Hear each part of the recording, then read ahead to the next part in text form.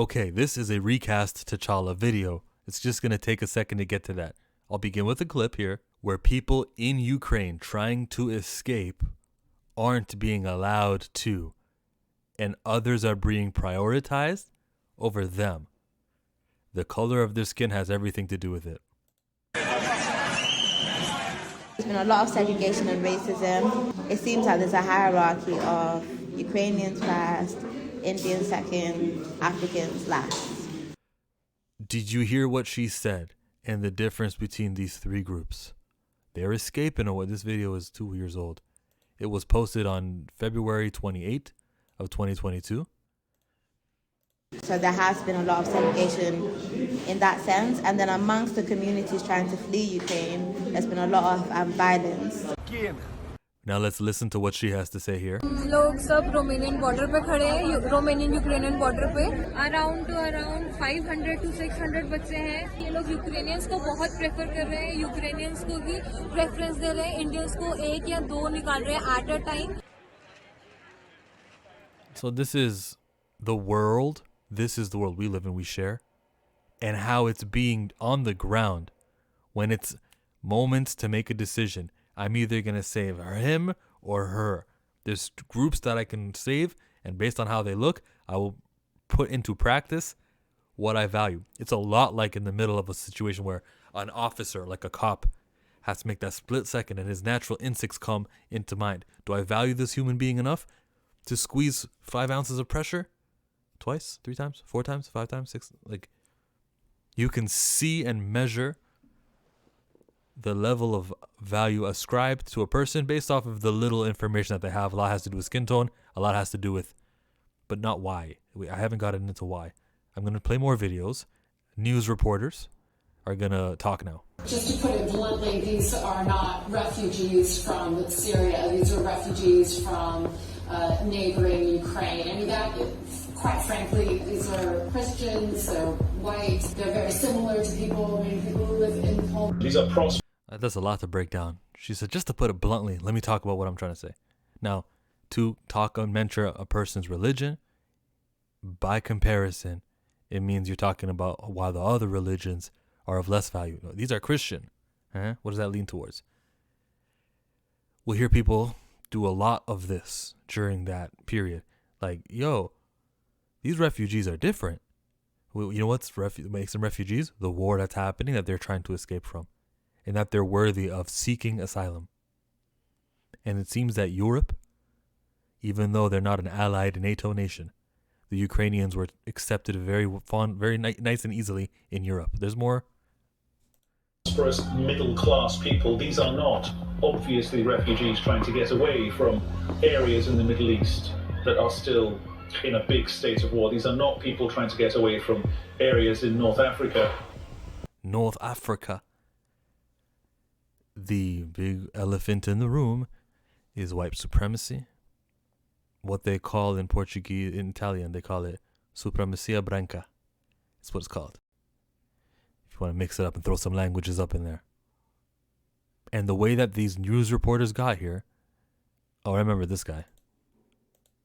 Afghanistan that has seen conflict raging for decades. You know, this is a relatively civilized, relatively European. Now He had to think about that. Relatively European. Why is that adding value to a person?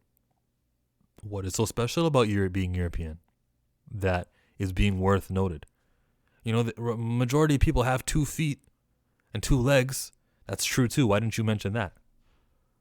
unthinkable has happened to them. And this is not a developing third world nation. This is Europe. This is Europe. Well, what does Europe look like? You know, based on how far away they are from the equator, a lot of this people's skin tone is undermelanated, and I think that's what it's got to do. So there's a bunch of news reporters, whether BBC, ABC, BBC, CBC, DBC. They're coming, and do you see what I see? They're coming at you and reporting this stuff. So I am going to ask you now, what is their relationship with human beings whose skin tone is dark? How did they get this way?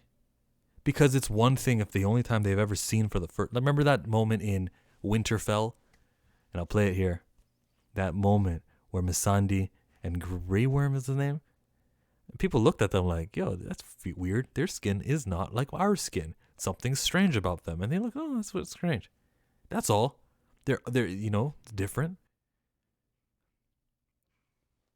That shouldn't be enough of a reason not to think someone is worth asylum, or to neglect them and select your Ukrainians or people whose skin is lighter.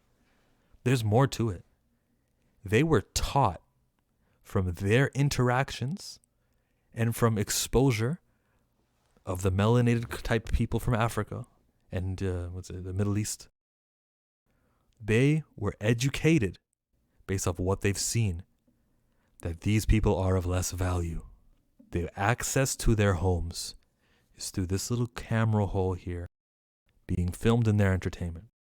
Yeah, there might be a black best friend in the movie, but what that pushes, you idiots, is that they're supporting cast level. They're not main cast level. And time after time, while these studios try to do something positive by, we're going to cast black. If every time you're casting is to show that it's the sidekick, if it's to show that it's the supporting character, it's not the main head honcho dude, what you're telling this audience of yours that you're cultivating is that the white guys lead, and when you do see the black ones, attribute less value to them. They're only here to push the story along, just so we can say we weren't being not inclusive in our casting. That's why in this movie here, the nice policeman, he was black. That's why we casted Zendaya for this reason in Dune. She's not the lead, but she's in there. That's why we casted Issa Rae in Barbie. She could be President Barbie. Yeah, sure, it's an aspirational thing to be president. The movie's also called Barbie. But it feels like they're just waving off racism and hatred by doing that. They see black people as less than from what they've been exposed to. Okay. Do I get into T'Challa yet? No, I gotta hammer one more thing home. Because it's not always supportive role and oh look, they got somebody black. When it's a lead, go watch the movie Hustle and Flow. It was hard out here for a pimp. Well, what was she playing? A pregnant, kind of like, Taraji P. Henson, not an aspirational role. Or what Maine was doing wasn't an aspirational role. Terrence Howard. It's few and far between. Shout out to George Lucas for Red Tails. But it's few and far between when you do get a lead of the movie and he's doing something great. I don't like what Jamie Foxx did with Teyonah Parris and with John Boyega. Because they cloned Tyrone, I couldn't finish it. I gave it a chance. I saw what John Boyega was doing. Yeah, sure, he's got acting range. But even though people say there's a message behind it, I just couldn't watch the end of it. I couldn't get to the end of it. I didn't want to see it anymore. Same way I don't want to see Ryan Coogler link up with Michael B. Jordan to do a movie about vampires that takes place in the 1900s and the 30s, and they're fighting the Klan. Why are we mainstreaming them? Why is that brand, those people being in a movie? I don't care if you're going to hurt them. I don't care if they're going to win at the end of the day and the good guys win at the end of the day. Why are they in the mainstream? Why? They don't deserve that. Why couldn't you be creative enough to do a story like, I don't know, like, how Top Gun Maverick is just, a swell movie, heroes. They're not putting down even other countries because they won't even say what country they're fighting. And there's Tom Cruise. Michael B. Jordan can be that Tom Cruise. You can put your brain power together to push that. With saying you got resources, you got your name power up there by doing a movie about Creed, a fatherless guy. But by the time we get to Creed 3, everything's peachy, like amazing, except for like the jail aspects. But hey, that's the exposure that they have to black people. What Jonathan Majors was playing fresh out of jail, Diamond Dame Anderson, Jonathan Majors is going to be able to play other roles in the future that are not straight out of jail or something that takes place back in time. Like anything past 2000, I really don't want to hear about. The cast in the future. Cast the Book of Clarence. I don't want to think of times where people were not using toilets. I want to see civilized, so to speak. I want to see something to buck that. Because the folks internationally around the world, they can't stand that melanin thing because of what they were been taught. That these are the thug people. They've been shown that so often. I don't need more biopics. No disrespect to Bob Marley's movie or the countless ones about Malcolm X, Martin Luther King. What did Judas and the Black Messiah? No disrespect to them. Or the new Harriet Tubman movie. But I think we covered everybody. I think we're good. Let's get into the aspirational. Let's get into the Disney Iwaju on Disney Plus. Let's see that. Let's jump into the future, baby. Jump into the present and just show me normal. And not just me. Expose the Ukrainians and the ones in Poland that are accepting refugees and all the guys in Europe and the white folk in this land. Expose them to human beings who happen to have dark skin. The people in China are offended by a poster that looks like this here. That poster is so that tolerating it is a problem. To walk past it in the movie theater and be bothered by this crime. What do you think is popping up when they see Chadwick's face in the Black Panther poster? When they see that big face, they got to cover it up. Now we're not gonna have our Saturday Chinese afternoons disrupted by one of them. One of the valueless people that we've been told to are either sidelined characters, not leads, not leaders, they're not peers to the main white guys, or even the characters who participate in criminal activity, the characters who are from broken families, fresh from jail, all this stuff. Recast T'Challa. When I say that, and I focus really on him and not Jon Stewart and not the other characters that exist, I focus on the top because T'Challa has reached that secondary Green Lantern doesn't. Because this character represented everything correct, every solution, that's what he was. And to take him apart and say, no, you like the mantle and take this piece, or you like the word T'Challa. No, you want a male protagonist to be king? We can do that with M'Baku. Oh, you guys want a Black Panther? Let's give that to Shuri. Oh, you guys want an all-black cast? Yeah, we'll accomplish that. Get everybody back. Everyone in the movies is black. None of that is long-term everlasting. You know who is T'Challa? The character that's existed for 60 years. And that one character could be on the status of Wolverine and of the Hulk and of Spider-Man, of Superman and Batman from DC and Wonder Woman. But when you stop using the character and you teach and educate these people, this franchise, unlike the other ones, it's the one where there's a new mantle every day. New mantle, new guy new character to fall in love with. You can't get attached. That's regressive. It's delaying progression. It's delaying progression. When you do this to this franchise and you don't recast T'Challa and use other characters, or you create a character named Toussaint, his dad was T'Challa, and he's T'Challa Jr., and you say, here guys, accept him. Well, let's pretend this guy gets a movie or 2 or 3. Everything comes to an end. Everything does reboot, just like Michael Keaton's Batman reboots, just like Aquaman with Jason Momoa reboots. When we restart, David Cornsweet is playing Superman now. It's not Henry Cavill. It's not Brandon Routh. It's not Tom Welling. It's not, there's a new Superman all the time. But at least it's the same character. When we get the T'Child getting 3 movies, and let's just say he's acted, they all call him T'Challa, he marries Storm, he does everything regular T'Challa's supposed to do. When we restart, we're not going to start with the T'Child.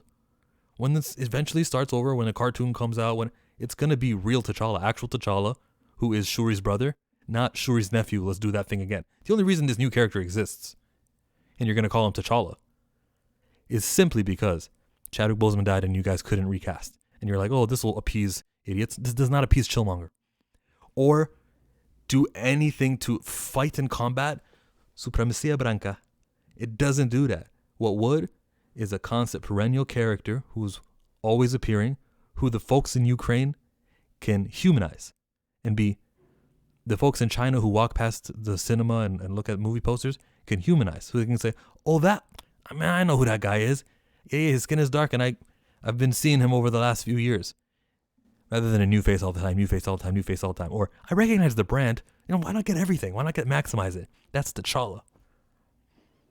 Chadwick Boseman is not a gatekeeper. There's nothing I've ever seen from Chadwick Boseman to suggest he would be okay with this character not existing anymore as some sort of, oh, you guys are honoring me by retiring the jersey? This is fantastic. No one else is going to be able to play T'Challa anymore. And the perennial status that he should be on, like the same way that LeBron is always on the All-Star game, the same way that we're used to a measure of excellence repeating, the same way that Superman is always going to be in our movies. They can't go long without Batman and Robin appearing, whether Teen Titans or there's just always there in our media in front of our face, or there's always a James Bond. You think Chadwick Boseman would say, first and last, baby. Boom. Nah, he wouldn't say that. I think the great thing about it is that the character, this actual character, is unique in a lot of ways.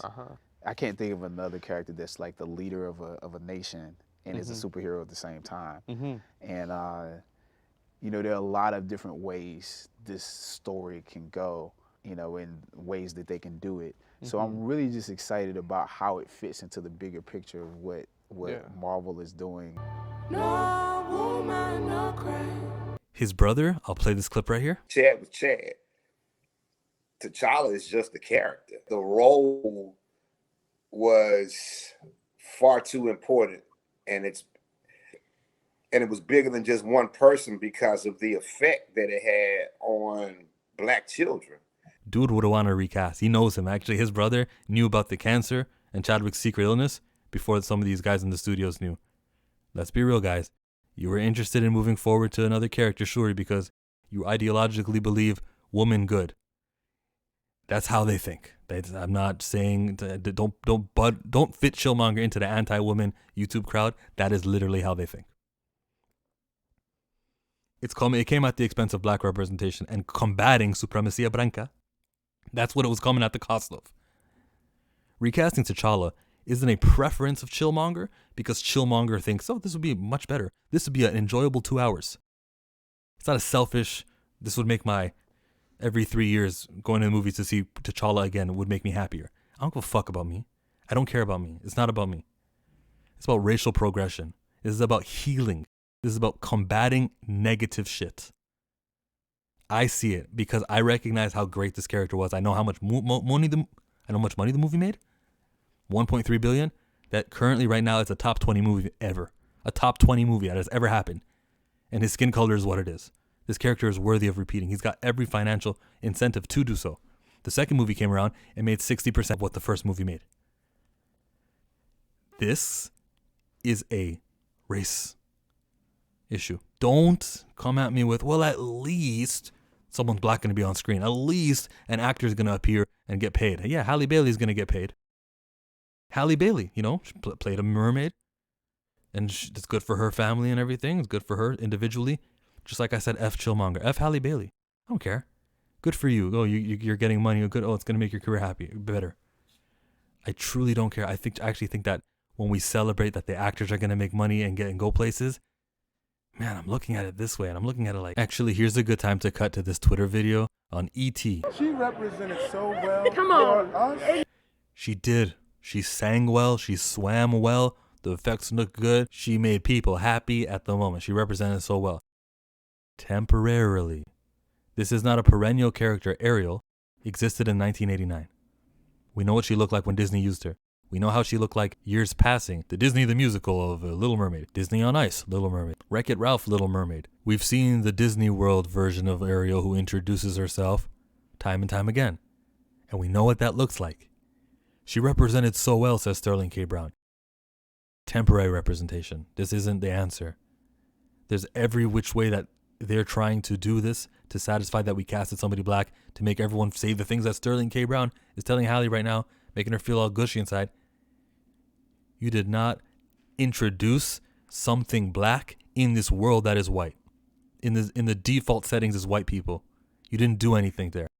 You actually allowed for the studio to say they're doing enough. You hypnotized people into saying this is awesome. But we have just as many princesses at that studio whose skin is under-melanated. Exactly. I mean, we were streaming tears at the end of it because you were beautiful. Your soul was beautiful. Your talent was radiant. For that one movie. You know, if you had done it and you had been bad, nobody would be messing. But you know what Chadwick did? He elevated a character who's perennial, who's always here. I read a comic book when I went to the comic book shop with T'Challa in it. When I read the Avengers comic, he's in it. Those big crossover events, T'Challa's in it. Not as high profile as I would like, but T'Challa's in it. When she does Little Mermaid, the Little Mermaid doesn't look like you, Halle. You did not succeed in anything long term. You provided short-term excuses. You provided a casting which are finite, and you allowed for that resource to go to something not everlasting. She killed it. She did, and she did great. No matter how good she did, and no matter how race is not integral to the role, and all the things people of colors try to say to themselves, it is not the solution to the issue that we have. The Ukrainians know who Little Mermaid is. They know what the real Little Mermaid looks like. The Chinese know who are the characters worthy of their money, their support, their interests. The white people who live over here know who the Little Mermaid is, and this is just a phase. And it fuels that we're being replaced. Why allow ammunition to go into the chambers of those who are trying to hurt you? They're going to call more people to their uninclusive causes, their uninclusive cause, their hateful cause. Because that Halle Bailey, they're taken from us, man. We're losing mermaids, we're losing Ninja Turtles, we're losing everywhere, all over the place. Why is that being given? Why not just have the Black Panther? And when you see the Black Panther in the movies, he's side by side with Captain America. And his movie made more. And he's side by side with Iron Man. And no one's doubting anything. When they see him, they don't go, oh, okay, I guess I gotta watch this guy. No, they're like, oh, yes, he showed up.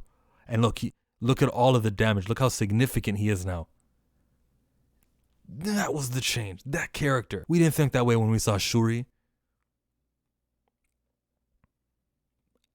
It's a shame that me saying that is going to be wired in some people's head. Oh, he doesn't like women. Oh, that's what this is. Let's go back to Halle. You're welcome. Listen, we gotta do it, girl. This is love up here. When she came up out of the... You don't understand. I watched that movie every single day from the age of like 12 to 16. Yeah. And it was such a like, I didn't think that I Okay. didn't know. See, she's about to go. Keep your makeup together. No, I know. I didn't know it. Come on. I didn't think I'd ever see. No, but I feel you. You know what I mean? I didn't think I'd ever see us. And not only was it us, but it was so you. Yeah. And you brought you. Yeah. And then you brought us in bringing you. Yes. And it just... And it's temporary. Yes. It was just unspeakable joy for me in that. And I had my boys with me, and I was like, this is, you know, and it was just, it couldn't have been a better person to be that. No, keep your boys with you. I brought my boys with me. Keep them there. Keep all the girls in those videos that we saw where mom would be recording them, watching the trailer reaction for The Little Mermaid and how what, she's black, I'm black, she looks like me. Oh, okay. Great moment, right? Keep those cameras right on them. When those kids are like 3-4 years older, and the next time that Little Mermaid appears in something, it looks like the white girl with red hair. Keep that. I want to see the disappointment. I want to see how you set these guys up for failure. How you told them to love this and just to have their hearts ripped from them. Keep those same cameras on them when they see, oh, Little Mermaid Ariel, that looks like Halle Bailey, it's a black girl. Well, keep that cameras on them when they're on Disney Plus going through search. Oh, they made an animated version. Oh, that's not Little Mermaid. Little do they know, that is the Little Mermaid that looks like Ariel with the white girl. That is the Little Mermaid. Halle Bailey is the variant, the different version that doesn't exist after this movie. Every backpack being sold in 2025, let's say, will return to being that Little Mermaid that's the white girl from 1989. Stop living in the moment, Sterling K. Brown's woman. I don't know her name. I'm trying to... Thank you guys so much. Okay, listen, you know she's a new mama. Parent advice. I guess, yeah. Congratulations on being a mother. Congratulations on your personal life. And now you have the funds to take care and give a great life to that child. I don't care how good that sounds, that this movie allowed her to do that. She is an individual person, and her husband and her child. That's 3 people. How about a cause that is global? And that is what T'Challa is. When I'm talking about this character, I'm talking about the real life effects of it, how it started this video. And then I'm talking about the people that need to be inspired and have an aspiration also to see themselves as not criminal. Imagine if all you see is, okay, there's athletes who are really rich, and then there's degenerates, rappers, pranksters, Twitch streamers who are really rich and popular. I just really don't see the rich people from, there's not much of other examples. I want to give a recognition to that librarian Michael was he in Oakland? I want to give her recognize every single teacher who is a teacher and is in front of kids, and for having your skin be that dark and being exposed to them and contributing to society on a daily basis, 5 days of the week. For that school year, they go into your classroom. You handle yourself maturely. You just teach. They look up to you for answers. You inform. and your skin is dark. You are solving the world's problems. Great job. Teachers, sitting ovation. That movie character touches the lives of everybody, including those folks in Europe, in Asia, in small towns where they don't have very much access to folks whose skin is dark. That's whose mind T'Challa is changing. And no matter how many constellations and, oh, well, Shuri's black too. You know, still a movie with black people. Or they hear that's a child, you know. It's not the same as the best possible outcome, which is that they see this character over and over, a familiarization, and a bond is born. And they recognize this character, not just his stories, because his stories can be given to other characters. Recast T'Challa is not a selfish ask.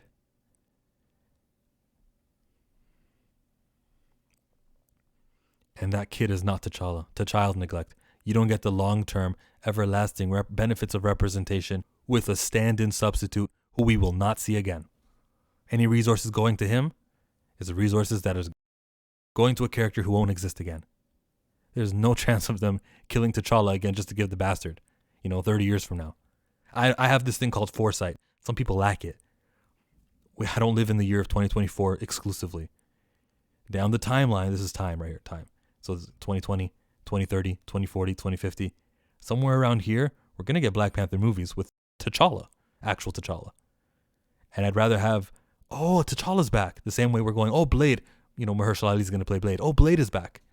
It's not going to be Eric Brooks is named Blade. It's not going to be Derek Brooks or Eric Brooks Jr. It's going to be Blade. It's going to be the Blade that we know. That reoccurringness raises a character status. And there was one that was a peer of Spider-Man's and the Batman's. And his name was T'Challa and his skin was dark. And that's a remarkable feat. Can't go understated. Recast T'Challa, actual T'Challa. Anyone who doesn't reject the T'Child is not my kin. I don't claim you. I reject you. I neglect the T'Child. Free Palestine. Hey, it's Chillmonger from editing. Instead of leaving you on that, Onzo did a YouTube video, Who Are Your Black Heroes from Childhood? He did a typo. He's stupid. He doesn't know what he's talking about. So watch this video for some more of that stuff I was talking about. I joined them like 2 hours and 55 minutes deep into the video where I started giving credit to someone else. So just jump to my part, honestly. The video's right there on the side right there. Go if you want to see the video, that's the link to it. It's going to stay up there for the next 15 seconds or so. And I'm not going to do anything until you click on that video. I'm good. Thank you for the view. Thank you for the comments. Go watch Onzo. Go see what he was talking about. What's he cooking? It's still right there.